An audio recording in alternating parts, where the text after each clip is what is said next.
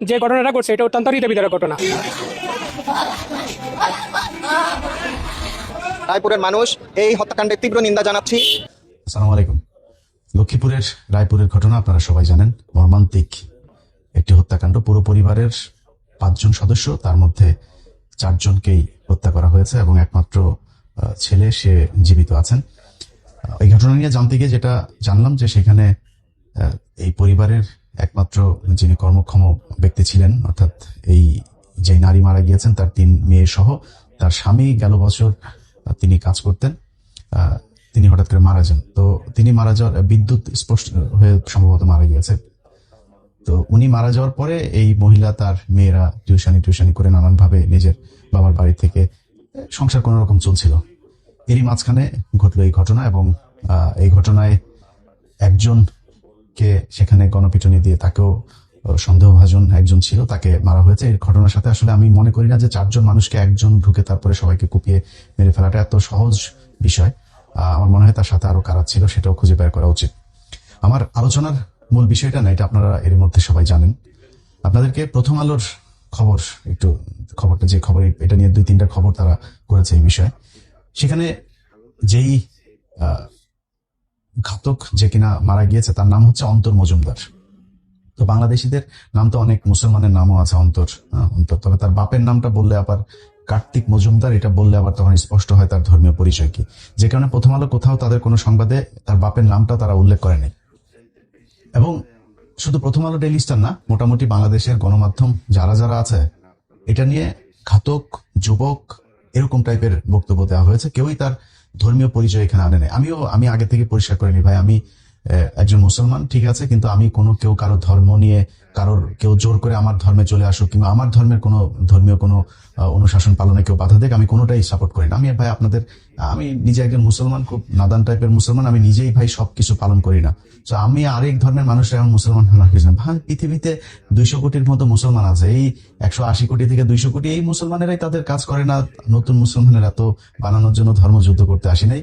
যে কারণে আমার কোনো সমস্যা নেই, আপনারা ধর্ম পালন করেন, আপনি একজনকে ভালোবাসতে পারেন। আমি এই ঘটনায় স্থানীয় 2-1 জনের কাছে যেটা জেনেছি যে সম্ভবত, এটা 100% শিওর না, সম্ভবত এই যে 3 জন মেয়ে মারা গিয়েছে তাদের বড় বোনটার সাথে অথবা 2 নম্বর বোনটার সাথে এই অন্তর মজুমদারের কিছু একটা হয়েছিল। মানে প্রেম হয়েছিল কিনা এটা না, তবে কিছু একটা হয়েছিল, সেটার প্রেক্ষিতেই এই আস্তে আস্তে আস্তে এই ঘটনা ঘটে। আচ্ছা, এখন কি হয়েছিল সেটা হচ্ছে মূল বিষয়। ধরেন একজন হিন্দু মানুষ একজন মুসলমানকে ভালোবাসতেই পারে, একজন মুসলমান একজন হিন্দুকে ভালোবাসতে পারে। আমি একদম কোনো সমস্যা নাই। কোনো মেয়ে যদি নাকি উইলিংলি যদি মনে করে সে মুসলমান হয়ে যাবে, ব্যাপার না, তারা জোর করে আনা যাবে না। আবার একজন মুসলমান মেয়ে বা পুরুষও যদি মনে করে যে হিন্দু ছেলেকে বা মেয়েকে বিয়ে করবে, আমার কোনো সমস্যা নেই। আমি আগে পরিষ্কার করে নিলাম আমার জায়গাটা। এখন কথা হচ্ছে, এই ছেলে এই বাসাটা, যেই বাসাতেই 4 জন খুন হয়েছে, এই বাসাতেই গেল কয়েক মাস আগে ভাড়া ছিল এবং ভাড়া থাকা অবস্থায় এই যে বললাম যে কিছু একটা হয়েছিল, সেই অবস্থায় কতটুকু কি হয়েছিল সেটা আমি আপনাদেরকে শতভাগ নিশ্চিত হতে পারিনি, যেহেতু আমি বলতে পারবো না। তবে যেই পর্যন্ত গিয়েছে, একটা পর্যায়ে গিয়ে ওই মেয়ে জানতে পারে যে তার পরিচয় হচ্ছে সে হিন্দু। সে আগে হিন্দু পরিচয় দিয়ে এখানে আসেনি। আচ্ছা, এইটা জানার পরে সেই মেয়ে আর আগায় নাই। বাট আবারও কিন্তু রিপিট করছে যে সেই মেয়ের সাথে প্রেম হয়েছিল কিনা কি হয়েছে আমি এটা এই ব্যাপারে নিশ্চিত হই নাই। বাট যতটুকু এগিয়েছিল, যখন সে জানতে পেরেছে যে সে হিন্দু, ওই মেয়ে তখন স্টপ করেছে। তখন এই অন্তর মজুমদার শুরু করে জোর জবরদস্তি করে তাকে সে ভোগ করবে, তাকে বিয়ে করবে, নানান ধরনের হুমকি দিতে থাকে, তার আপনার সামাজিকভাবে তাকে হেয় প্রতিপন্ন করবে, নানান হুমকি টুমকি দিতে থেকেছে। এর এক পর্যায়ে এসে এইভাবে মারা গেল। এখন যতটুকু আমি বললাম এতটুকু আপনি মনে করেন এটা ঘটতেই পারে। মুসলমান ছেলেও মহিলাদেরকে মারে, মানে মহিলা কি বলে গার্লফ্রেন্ডকে হত্যা করেছে, স্ত্রীকে মেরেছে, স্ত্রী তার পরকীয়া প্রেমিককে নিয়ে তার স্বামীকে মেরেছে, এরকম অনেক ঘটনা ঘটেছে। আমি এই ঘটনাটা এই পর্যন্ত রাখলাম। বাট আমার আজকে আপনাদেরকে যে কথাগুলো বলার কারণ কেন হলো এই ঘটনাটাকে নিয়ে, সেটার একটা কারণ আছে। বাংলাদেশে বিশেষ করে এই শেখ হাসিনা সরকার ক্ষমতায় থাকার সময়টাতে আমার হিন্দু ভাইদেরকে কিছু কিছু জায়গায় তাদেরকে কিছু সুযোগ দেওয়া হয়েছে এবং তারা মনে প্রাণে আবার একটা বিশাল অংশ ভারতের সাথে অখণ্ড ভারত বানানোর জন্য একটা স্বপ্ন তারা দেখে। এবং এই স্বপ্ন কিন্তু, মানে আমি জানি না কত পার্সেন্ট বলবো, বাট অনেক মানুষ আছেন, অনেক হিন্দু দাদারা আছেন আমাদের সাথে খুব মিষ্টি মিষ্টি করে কথা বলেন, মনের মধ্যে কিন্তু এটা লালন করেন। আমাদের সাথে আর যখন আসে কথা বলে তখন কিন্তু বুঝতে পারবেন না তার মনের ভিতরে আসলে কি। যদি সুযোগ আসে কোনোদিন, তারা শুভেন্দুর মতো চেহারা পাল্টায় তারপরে বুঝাই দিবে যে আসলে ঘটনা কতটুকু কি হইলো। হ্যাঁ, এটা কিন্তু তারা তখন জানতে পারবেন। তো আমি এই হিন্দুদের ব্যাপারে যেটা বলবো, তাদের মধ্যে একটা অংশ হিন্দু মহাজোট, এবং বিশেষ করে এই দুইটা হিন্দু মহাজোট এবং হিন্দু জাগরণ মঞ্চ, এই দুইটা সংগঠন প্রচন্ড রকমের কট্টর তারা একটা পন্থা অবলম্বন করে। এবং তাদের গ্রুপে আমি কিন্তু আমার 15 মিনিটসের মধ্যে আমার ইউটিউব চ্যানেলে সেই ভিডিও এখনো আছে, সেটার একটার বোধহয় আমার যতটুকু শিরোনাম মনে আছে যে ওরা পেটে বাচ্চা দিয়ে ভেগে যায় বা চলে যায়, এরকম থাম্বনেল দেওয়া ছিল শিরোনাম। এই ভিডিও দেখেন, আমার চ্যানেলে আছে। সেখানে স্পষ্টভাবে দেখানো হয়েছে কিভাবে হিন্দু মহাজোট, হিন্দু যুবজোট, হিন্দু ছাত্রজোট, লাভ কুরুক্ষেত্র, তারপরে লাভ জেহাদ, এরকম অনেকগুলো তারা বানিয়েছে। সেখানে আমাদের একজন আবার ওদের ইন্টারনাল একটা ফেসবুক গ্রুপে আমরা ঢুকেছিলাম। ঢুকতে গেলে আবার হিন্দুদের ওই লাগে, আপনার ভোটার আইডি কার্ড শো করে তারপরে দেখাইতো। তো আমরা একটা ভুয়া ভোটার আইডি কার্ড শো করে তারপরে সেখানে ঢুকেছিলাম। ওইটা নিয়ে আমি একটা অনুসন্ধান করেছিলাম এবং একটা 15 মিনিটস করা হয়েছিল। সেইখানে তারা একটা সিন্ডিকেট তৈরি করেছে। সেই সিন্ডিকেট কি, একটা আমার অনেকগুলো তাদের চ্যাটিং মনে আছে। একটা জায়গায় ওরা বলছে যে দাদা, মানে ওরা খুব মজা করে যে একজন হিন্দু একটা মেয়েকে আপনার করেছে, হ্যাঁ, তারপরে মানে মুসলমান একটা মেয়েকে ওরা মানে খারাপ কাজ করেছে, এবং করার পরে সেটা নিয়ে ওরা ওইখানে আবার হাসাহাসি করে। একজন জিজ্ঞেস করছে গ্রুপে যে দাদা, আমি কোথায় কিভাবে করবো, আমি তো একটাও খেতে পারলাম না, মানে খুব বাজেভাবে কথাগুলো বলে তারা। তো ওই আরেকজন আবার সেখানে উত্তর দিচ্ছে যে গাজীপুর, সাভার, তারপরে নারায়ণগঞ্জ, এইসব জায়গায় গেলে, গার্মেন্টসে গেলে এইসব জায়গায় খুব সহজে খেতে পারবা।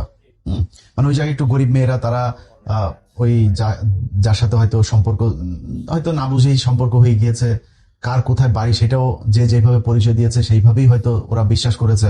এইভাবে তারা আর নাম পরিবর্তন করে, ভোটার আইডি কার্ড পরিবর্তন করে, এইসব করে তারা এই বিভিন্ন জায়গায় গিয়ে করে মুসলমান পরিচয় দিয়ে প্রথমে সম্পর্ক করে, এরপরে বিয়ে করে, 2-3টা বাচ্চা হয় বা একটা বাচ্চা হয়, তারপরে সেই মেয়েটাকে কিছু কিছু ক্ষেত্রে আবার এই সন্তান দিয়ে ডিভোর্স দেয়, কিছু কিছু ক্ষেত্রে এই মেয়েদেরকে আবার এরকম, আমার ওই প্রোগ্রামই ছিল, ভারতে নিয়ে গিয়েছে। ভারতে নিয়ে সেখানে আপনার পতিতালয় পর্যন্ত বিক্রি করে দেওয়া হয়েছে, এরকম ঘটনা ঘটেছে। এখন এই যে উদ্দেশ্য প্রণোদিত, একদম সুপরিকল্পিত ভাবে মুসলমান মেয়েদেরকে এইভাবে আপনার ধর্ষণ করে তারপরে তাদেরকে এই পেটে বাচ্চা দিয়ে তারপরে তারা চলে যাওয়া, এবং এই যে পরিকল্পনা, এইটা এই গোবিন্দ প্রামাণিক তার হিন্দু মহাজোটের কেন্দ্রীয় পরিকল্পনা, একদম সবার সমন্বয়ে এই সিদ্ধান্ত তারা নিয়েছে। একটা দুইটা না, শত শত ঘটনা এরকম বাংলাদেশে ঘটেছে। এই ঘটনাগুলোর মধ্যে আমাদের একটা গ্রুপ এটার বিরুদ্ধে কাজ করেছে, এবং তারা বিভিন্ন জায়গাতে কিছু সমস্যায় আপনার সম্মুখীন হয়েছে। সেই সমস্যাগুলো কিরকম, ধরেন যখন কোনো মেয়ে, হিন্দু কোনো মেয়ে আপনার এই মেয়েকে মুসলমান ছেলে বিয়ে করে, তখন ওই হিন্দু মেয়ের বাবা করে কি, এই থানায় গিয়ে অপহরণ মামলা করে, এবং পুলিশ খুব তৎপর হয়ে যায়, তাৎক্ষণিক তার পরিবারের তাকে না পেলে তার ভাই, বাপ, মা সবাই ধরে নিয়ে আসে। আচ্ছা, একইভাবে আমি কিন্তু শুরুতেই বলেছি যে যদি কেউ মনে করে যে হিন্দু মেয়ের সাথে মুসলমান ছেলে প্রেম করবে বা মুসলমান মেয়ের সাথে যদি নিজেদের স্বেচ্ছায় যদি করে থাকে, ঠিক আছে, কিন্তু আপনি যখন মুসলমান মেয়েকে ছেলে যখন হিন্দু মেয়েকে প্রেম করলো, তখন আপনি পুলিশ বিশাল তৎপর হয়ে গেলেন।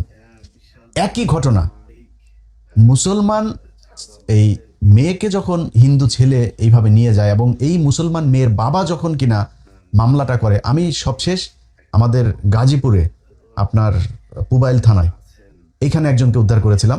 ওই সময় ছিলেন পুলিশের কমিশনার ছিলেন নাজমুল করিম সাহেব, এবং ওই থানার ওসিও আমাদেরকে যথেষ্ট সহায়তা করেছে। আমি ফোন করে বললাম যে ভাই, এই ব্যাপার, এই মুসলমান মেয়েটাকে হিন্দু ছেলেটা এইভাবে পরিচয় না দিয়ে, মাদ্রাসা ছাত্রী, আপনাদের মনে আছে হয়তো যে বোরকা পরা একটা মাদ্রাসা ছাত্রী, সেই হিন্দু ছেলে তার সম্মান নষ্ট করেছে। অনেকে এটা নিয়ে মেয়ের বিরুদ্ধে কথা বলেছেন, বাট মেয়ে জানতো না যে সে হিন্দু।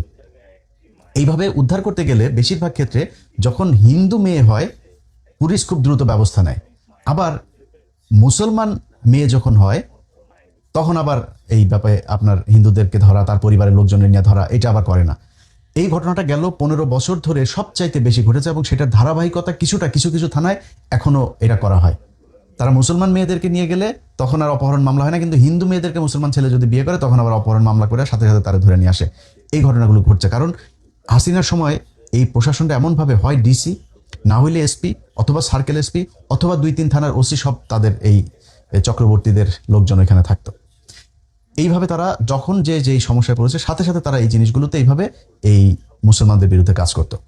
অতএব এই ঘটনাগুলোর প্রেক্ষিতে আমরা এই সবশেষ এই যে মজুমদার, রতন মজুমদার যে ঘটনা ঘটিয়েছে, কার্তিক মজুমদারের ছেলে, আমরা মনে করি এই রতন মজুমদারের যেই আশপাশে যেসব লোকজন, তার যে চলাফেরা, তার হিন্দুদের, তার ফেসবুকেও সে ওই যে রংপুরের বিষয় নিয়ে ভীষণ রকমের সরব ছিল। তারপরে এই ঘটনার পরপরও তার অনেক বন্ধু বান্ধব, এই হিন্দু মহাজোটের এরাই অনেক জায়গায় তারা লেখালেখি করেছে যে এইভাবেই করা হবে, শায়েস্তা করা হবে যদি আমাদের সাথে খেলতে আসো। তো ভাই, যেই ঘটনা ঘটেছে তারা তো গণপিটুনি দেওয়া হয়েছে, তাকে মেরে ফেলা হয়েছে। আমি এই ঘটনার সাথে আরো যারা যারা আছে তাদের বিচার চাই, তাদের দ্রুত ব্যবস্থা নেওয়া হোক। এবং এই যে হিন্দু হলে তারপরে তাদের ব্যাপারে কোনো পরিচয় দেওয়া হয় না, এই একই ঘটনা যদি আজকে একজন মসজিদের ইমাম সাহেব করতেন, প্রথম আলোর নিউজের হেডলাইন হইতো মাদ্রাসার শিক্ষক মসজিদের ইমাম এই কাজ করেছেন। আজকে আমরা কিন্তু সেটা পাইনি। সো গণমাধ্যমের ভূমিকাটা আমরা নিউট্রাল দেখতে চাই। এটা কিন্তু হাসিনার সেই বাংলাদেশটা, এটা মনে রাখতে হবে। আগের মতো অত সুবিধা করে যাইতে পারবেন না। বিএনপির 2-4 জনকে কিনতে পারলেও বিএনপির মানুষজনের মনের ভেতরেও কিন্তু কষ্ট আছে এই গত 15 বছরের। হ্যাঁ, চুরি বাটপারি ছিনতাই মিন্দাই যাই করুক, চাঁদাবাজি যাই করুক, ওই কষ্ট কিন্তু আছে। সো খুব সাবধানে এগুলো করতে হবে। আর সবশেষ আমি বাংলাদেশের মুসলমান মেয়েদেরকে একটু বলবো যে আপা, মানে একজনরে পাইলেন আর কাপড় চোপড় সব খুলে দিলেন, এটা করার আগে ওর বাপের নাম কি, ওর বাড়ি কোথায়, ও আসলে কে, এটাকে জানেন। আপনি হিন্দু জানার পরে আপনি তারা বিয়ে করতে চাইলে আপনি করেন, কোনো ভাই আমি খুব লিবারেল, আমি এটা নিয়ে কট্টরপন্থা কোনো জায়গায় যাইতে চাই না। আপনি যাইতে চাইলে যান, সমস্যা নেই, বাট পরিচয় আগে জানেন। জানার পরে যদি আপনার মনে হায় কি করলাম সব দিয়া তারপরে আপনি তার সাথে, এরকম ঘটনা ঘটেছে। মানে সে জেনেছে, জানার পরে এমন কি করা, তার অলরেডি একটা বাচ্চা হয়ে গিয়েছে, তখন সে জানলো যে সে হিন্দু, তাকে নিয়ে হিন্দুদের পূজা করায়, তাকে হিন্দু বানানো হয়েছে, তারপরেও তার শান্তি নাই, বিক্রি করে দিয়েছে ভারতে নিয়ে আপনার পতিতালয়ে। সো আপনি বিয়ে করার আগে সে থাকবে কিনা সেই গ্যারান্টি বুঝে তারপরে কাপড়টা খুলে দেন। তার আগ পর্যন্ত আল্লাহর হস্তে একটু হিসাব করে তারপরে যা করার সেটা করেন। আর বাংলাদেশের প্রশাসনকে বলবো ভাই, এটা কিন্তু একটা পরিকল্পিত চক্রান্ত। তারা কিন্তু মানে খুব গভীরভাবে তাদের ভেতরে এই পরামর্শ করে তারপরে পরিকল্পনা করে তারা এই মুসলমান মেয়েদের পেছনে লেগেছে। অতএব আপনাদের কাছে দৌড়ায় গিয়া ওই হিন্দুরা যখন যাওয়ার পরে আপনারা সাথে সাথে মুসলমান ছেলের বাড়িতে সব ধরে নিয়ে আসেন, আর মুসলমান মেয়েরে নিয়ে যাওয়ার পরে আপনাদের কাপড় মানে চেয়ারের এখান থেকে পাশা নড়ে না, এই কাজটা পুলিশের কেউ করে না। এরকম যদি কোনো থানার কোনো ওসি টোসি কোনো জায়গায় যদি এরকম করেন, সেটা যদি ভাই আমাদের কান পর্যন্ত আসে, তাহলে আমাদেরও যদি সুযোগ থাকে তাহলে আমরাও জায়গা মতো তখন ধরে দিব। তো আজকের ভিডিওতে যেই মেসেজটা বাংলাদেশের মানুষের দিতে চাইলাম, ভাই আমরা চরম একটা পরিস্থিতির মধ্য থেকে বাংলাদেশ এই 15 বছরের এই দুঃসহ একটা অবস্থা থেকে করেছে, এবং 15 বছরে আমরা দাদাদের চেহারা খুব সুন্দরভাবে দেখেছি। আল্লাহ হয়তো ভালোর জন্যই আপনাদেরকে এটা দেখিয়েছে, এবং না দেখাইলে এই ভারতীয়দের এই দাদাদের এই চরিত্র কি এটা আমরা বুঝতে পারি। আমরা ওদেরকে সবসময় অসহায়, আহারি, নিরাপরাধ এরকম মনে করতাম। তো হিন্দু ভাইরা, আপনারা আপনাদের ধর্ম পালন করেন, আপনারা হন, মানে আমাদেরকে অচ্যুত একদম মানে খুব ইয়েটে মনে করে আমাদেরকে দিয়ে মুসলমান মাইপেন না কিন্তু।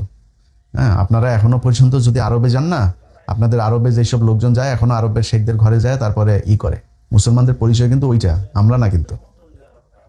আমাদের চামড়াটা আমরা দেখা, গায়ের রং দেখে, আমাদের মানে ন্যাশনালিটি দেখে মুসলমানদের হিসাব করে না। মুসলমান ওই জায়গায় যায়েন, ওদের চেহারা সুরত, ওদের চলাফেরা, খাওয়া দাওয়া, ওদের জীবনযাত্রার মান, এগুলি চিন্তা করেন। আপনাদের লোকজন এখনো ভারত থেকে যদি 2টা ভিসা দিবে বলে, তাহলে দৌড়ায় কাপড় চোপড় খুইলে তারপর জমি জায়গা বেচা দিয়ে তারপর শেখেদের বাথরুম পরিষ্কার করতে যায়, ওই মসজিদ পরিষ্কার করে, হ্যাঁ মসজিদের বাথরুম পরিষ্কার করে, ভেতরে তো ঢুকতে দেয় না, মসজিদের বাথরুম পরিষ্কার করেন আপনাদের লোকজন।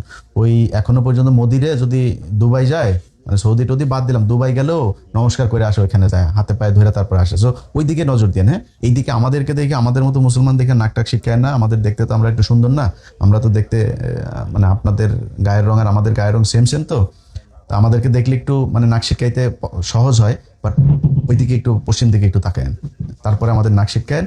আর এই যে মুসলমানদেরকে আপনার পেটে বাচ্চা দিয়ে তারপরে সব হিন্দু বানায় ফেলবেন, এই চিন্তা ভাবনা চাইতে আপনারা 140 কোটি খালি ইন্ডিয়াতে আসেন, 140 কোটির মধ্যে প্রায় 110 কোটি আপনাদের হিন্দু। এগুলোরে টিকায় রাখেন, এগুলোরে টিকায় রাখা খুব জরুরি। হ্যাঁ, ওইগুলি কিন্তু ফসকায় যাচ্ছে। আপনাদের এই ইন্ডিয়াতে কতজন এখন ধর্ম পালন করে, আপনারা একটু করেন। ওই যে একজনরে বের করে দিয়েছেন না আপনাদের দেশ থেকে, ওই লোকের যদি আর 2-4 বছর যদি ভারতে যদি নাকি আপনার পিস টিভি চালাইতে দিতেন, তারপরে দেখতেন যে চারিদিকে হাহাকার, হায় হায়, এই কাপড় চোপড় খুলে এমন যেমন ন্যাংটা হয়ে রাস্তায় হাগামোতা করেন না, এবং সব রাস্তায় একটা হাগামোতা শুরু করতেন, খেদাই দিয়েছেন, থাকতে দেন নাই। সো তর্ক যুক্তি এগুলো ধর্মীয় কথাবার্তা বলতে আসি নাই, বাট যেটা বলতে আসছি, ধর্মীয় বিভাজন চাই না। সম্প্রীতির সাথে বাংলাদেশে যদি থাকতে চান তাহলে চরিত্র পাল্টাইতে হবে। হাসিনার সময়কার সেই চরিত্র নিয়ে এই সময়ে চলা যাবে না, তাহলে কিন্তু সামনে আরো খারাপ পরিস্থিতি আসতে পারে। বাংলাদেশের আলেম সমাজ এবং বাংলাদেশের মানুষ যারা আছেন, আপনাদের কাছে অনুরোধ থাকবে, ভাই এই ঘটনাগুলোর একটু সিরিয়াসলি নিয়েন। এটা এত সহজ না। আমি খালি এটা নিয়ে কথা বলতে গেলে, ওইদিকে বাংলা এডিশন এটা নিয়ে কথা বলতে গেলে না, অনেক চাপ উপরে আসে, যেই চাপ আসলে আমি ব্যক্তি একজন, তো এখানে এই চাপ সামাল দেওয়াটা অনেক কষ্টকর হয়ে যায়। আমি এই মুহূর্তে যে পরিস্থিতির ভেতর দিয়ে যাচ্ছি, আপনারা হয়তো জানতে পারবেন, যদি বেঁচে থাকি তাহলে বলতেও পারছি না অনেক কিছু, হয়তো আল্লাহ যদি বাঁচিয়ে রাখে তাহলে একসময় জানতে পারবেন কি কি পরিস্থিতি সহ্য করতে হয়েছে। তো আর কত বলবো বলেন, আপনাদের একটু যদি হুঁশ হয় তাহলে অন্তত নিজে কিছুটা রিল্যাক্স ফিল করব। সবাই বুঝছেন, এটাই আশা করি। আল্লাহ হাফেজ।